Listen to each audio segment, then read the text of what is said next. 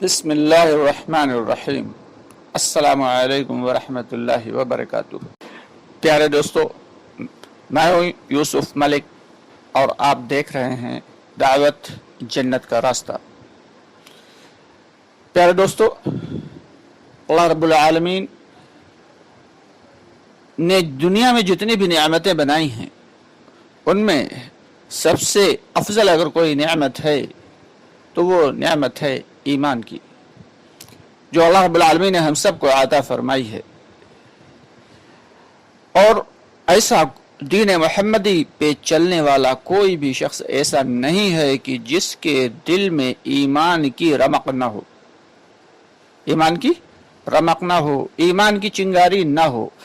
ہر دین محمدی صلی اللہ علیہ وسلم پر چلنے والے کے دل کے اندر ایمان کی چنگاری تو ضرور ہے دوستو۔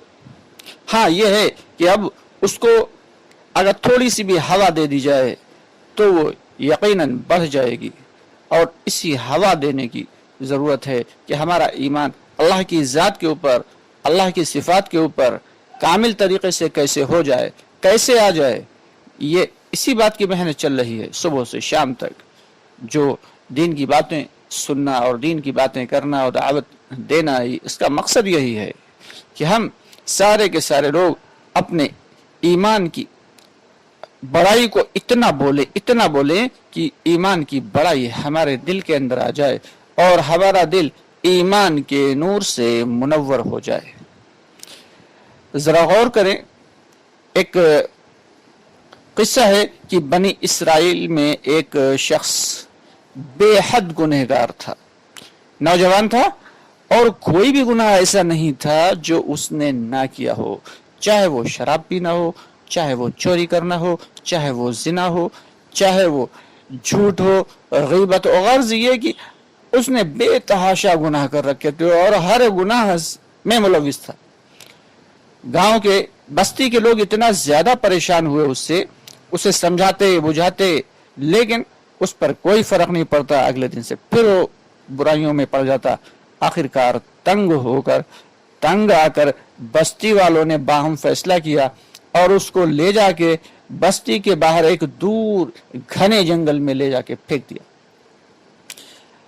اب وہ وہاں جا کر پڑا رہا جنگل میں، اور اسے جنگلی جانوروں کا بھی خوف تھا، زہریلے جانوروں کا بھی خوف تھا، کیڑے مکوڑوں کا بھی خوف تھا، ساتھ ہی ساتھ وہاں نہ تو کچھ کھانے کا تھا اور نہ ہی پینے کا تھا۔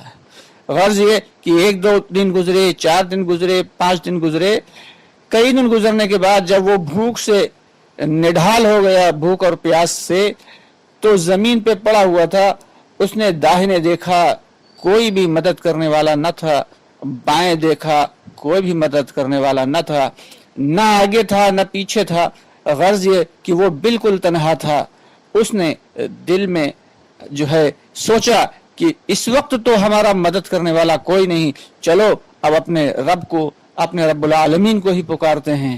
تو اس نے بڑے ہی عجز و انکساری کے ساتھ کہا، اے میرے اللہ، نہ میرے کوئی دائیں ہے نہ بائیں ہے، نہ آگے ہے نہ کوئی پیچھے ہے، میری کوئی مدد کرنے والا نہیں ہے، میں بھوکا ہوں، میں پیاسا ہوں، میں لاچار ہوں، مجھے تیری مدد کی ضرورت ہے۔ اے رب العالمین، تم میری مدد فرما اور میرے گناہوں کو معاف کر دے۔ میری یہ زندگی تو برباد ہو ہی گئی، میں چاہتا ہوں کہ تو میری آخرت کی زندگی کو کامیاب فرما دے۔ غرض یہ کہ وہ دعا مانگتا رہا، اس کی آنکھوں سے آنسو گرتے رہے اور وہ روتا رہا، گڑ گڑاتا رہا اللہ کے سامنے، یہاں تک کہ اس کی موت واقع ہو گئی۔ وقت کے نبی حضرت موسیٰ علیہ السلام تھے، اللہ رب العالمین نے ان پہ وحی نازل فرمائی۔ موسیٰ علیہ السلام نے کہا بستی والوں سے کہ اللہ رب العالمین کی جانب سے وحی آئی ہے کہ جنگل میں اللہ کا ایک ولی مر گیا ہے، اس کی نماز جنازہ پڑھانا ہے، اور ایک خوشخبری آئی ہے کہ جو شخص اس آدمی کی نماز جنازہ پڑھے گا، اس میں شامل ہوگا، اللہ تعالیٰ اس کی بھی مغفرت فرما دیں گے۔ اب یہ سوچنا تھا کہ موسیٰ علیہ السلام کے ساتھ پوری کی پوری بستیاں کی بستیاں پیچھے چل پڑی، गए जंगल में ढूंढते हुए, एक जगह वो शख्स, वही नौजवान जिसके आगे पीछे कोई नहीं था साथ देने वाला और मदद करने वाला, गांव वालों ने उसे निकाल के उसके गुनाहों और बुराइयों की वजह से उसको बाहर फेंक दिया था, वो शख्स पड़ा हुआ गांव वाले देख के दंग रह गए कि या अल्लाह, ये क्या माजरा है, ये तो दुनिया का सबसे बस्ती का और आसपास के इलाकों का सबसे बड़ा गुनहगार शख्स, और अल्लाह रब्बुल आलमीन ने ये फरमा दिया कि मेरा वली जंगल में मर गया है। चुनांचे हजरत मूसा अलैहिस्सलाम ने उसकी नमाज पढ़ाई और मूसा अलैहिस्सलाम के पीछे सफ़ों ने उस शख्स की, उस नौजवान की नमाज जनाजा पढ़ी। तो जरा गौर करें दोस्तों कि एक इतना बड़ा गुनहगार इंसान जब अल्लाह रब्बुल आलमीन के सामने रोता है, गिड़गिड़ाता है, और फिर उसके ईमान का जब तकाजा उसे मजबूर कर देता है अल्लाह के सामने तौबा इस्तग़फ़ार करने के लिए, तो अल्लाह ताला कैसी मदद फराहम करता है। कि यही तो है कि अल्लाह ताला जब मदद करने पे आते हैं तो फिर अल्लाह को किसी चीज़ की, कोई शख्स, कोई दुनिया की ताकत रोक नहीं सकती, वो मदद ख्वाह किसी भी तरीके से हो। इसलिए हमें भी हर वक्त अल्लाह ताला की ज़ात और सिफ़ात पे कामिल यकीन रखना चाहिए कि सब कुछ कर सकने वाली ज़ात महज और महज अल्लाह रब्बुल आलमीन की है, अल्लाह रब्बुल इज़्ज़त की है। जब ये यकीन दिल के अंदर उतर जाएगा, ज़बान से कहने का मकसद ही ये है कि ये यकीन हमारे दिलों में उतर जाए।